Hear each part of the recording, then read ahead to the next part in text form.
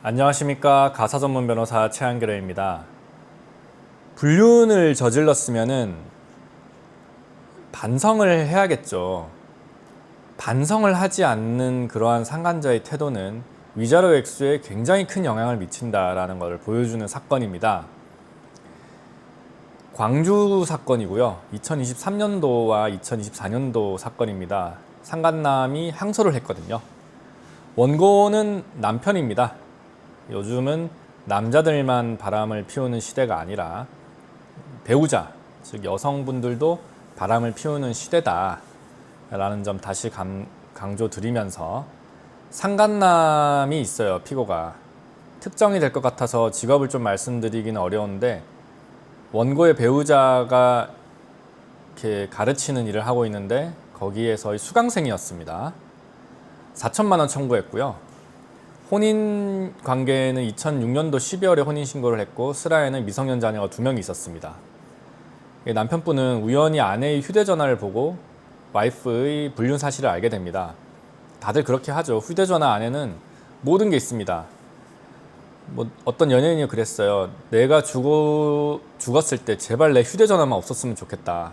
그냥 그걸 다 열어볼 거 아니에요. 열어보면은 막 얼마나 부끄러운 글들이 많겠습니까. 내가 어디 검색했는지 어떤 거 검색했는지 다 나오고 맨날 인스타 들어가서 이상한 거 보고 있는 그런 저의 모습도 다 나오겠죠.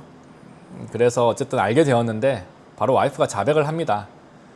와이프가 말하기로는 어려운 일이 있을 때 내가 어려울 때 그 사람이 많이 도와줬다라고 주장을 하면서 가까워졌다라고 진술을 해요. 그러나 남편이 상간남에게 처음엔 소송을 걸 생각이 없었나 봐요. 당신 때문에 가정이 파탄났다. 더 이상 내 와이프에게 접근하지 마라 라는 경고 문자를 보내고 끝내려고 했었나 봐요. 용서를 하고.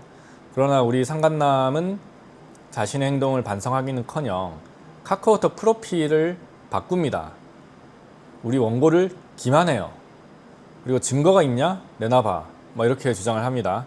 그리고 나는 선생님한테 케이크 선물해 준 것이다 라고 주장하기도 하고, 그러니까 이제 우리 원고가 야 너랑 내 와이프랑 안고 있는 사진이 있잖아 이렇게 보여줬더니만 벗고 있는 사진은 없잖아. 그리고 내가 사업하는 사람이기 때문에 내 주위에 대형 로펌들이 몇 개 있다. 그러고 별것도 아닌 놈이 재판해봐라, 한 대 쳐봐라, 이런 내용을 얘기를 해요. 굉장히 괘씸하죠. 원고는 이런 글 보면은 막 피가 거꾸로 솟겠죠. 그래서 1심은 굉장히 태도가 불량하다고 봤어요. 피고는 막 여러 가지 주장을 했습니다. 나는 몰랐다, 기혼녀인지 몰랐다, 혼인관계 너네 파탄 나지 않았냐, 이렇게 주장을 하는데, 당연히 피고가 원고의 아내가 기혼자임을 알면서도 그와 데이트를 했고 스킨십을 했고 키스 등을 했다, 그리고 반복했다 라고 인정을 했고요. 무엇보다 부정행위 발각 이후에 상간남의 태도, 피고의 태도가 극히 불량했다라는 점을 판결문에서 강조를 합니다. 피고는 자신의 행동을 지속적으로 부인하고 심지어 키스 행위마저 장난이었다라고 주장하는 등 반성하지 않는 태도를 보이고 있다. 이러한 태도는 원고에게 더더욱 큰 고통을 가할 뿐이다 라고 재판부가 받고 3천만 원 나왔습니다.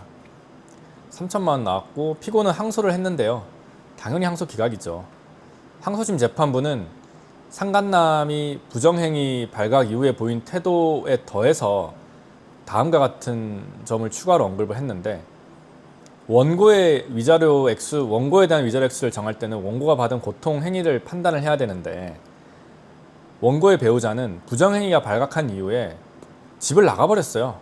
1년 넘게 별거를 하고 있습니다. 그리고 관련해가지고 아내가 원고에게 이혼 청구 소송을 제기를 해요. 당연히 기각이 되죠. 이러한 사실들을 봤을 때 부부의 혼인관계가 사실상 파탄되었다라고 보기는 어렵다. 기각이 됐지 않느냐. 이런 내용을 적어서 피고의 그런 혼인관계 파탄 주장을 받아들여지지 않았고요. 너의 행동 때문에 원고와 원고 배우자의 혼인관계가 파탄이 났을 수는 있다라는 식으로 판단을 했습니다. 결론적으로 1심 재판부와 항소심 재판부는 불륜 사실 발각 이후에 상간자가 보인 태도도 굉장히 중요하게 본다는 점 꼭 명심했으면 좋겠고, 그러한 태도가 위자료 액수를 결정하는 중요한 요소가 되는 것은 분명하다. 에이 돈 주고 말지 라는 태도는 좋지 않다.